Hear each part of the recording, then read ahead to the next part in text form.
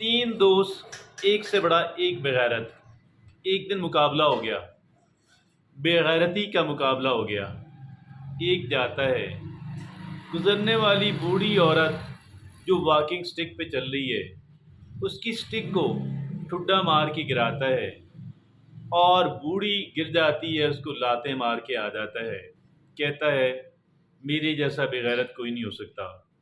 دوسرا جاتا ہے، اسی عورت کے منہ پہ تھوکتا ہے، واپس آ جاتا ہے، کہتا ہے میں تم سے بڑا بےغیرت ہوں۔ تیسرا جاتا ہے اور وہاں پہ کھڑے ہو کے کہتا ہے کہ یہ میری ماں ہے، میں تم دونوں سے بڑا بےغیرت ہوں۔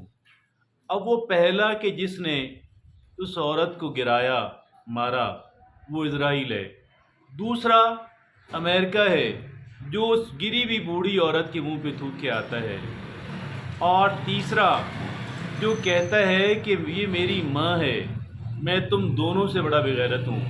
یہ آج کا مسلمان ہے، یہ آج کے مسلمان معاشرے ہیں، یہ آج کی مسلمان حکومتیں ہیں۔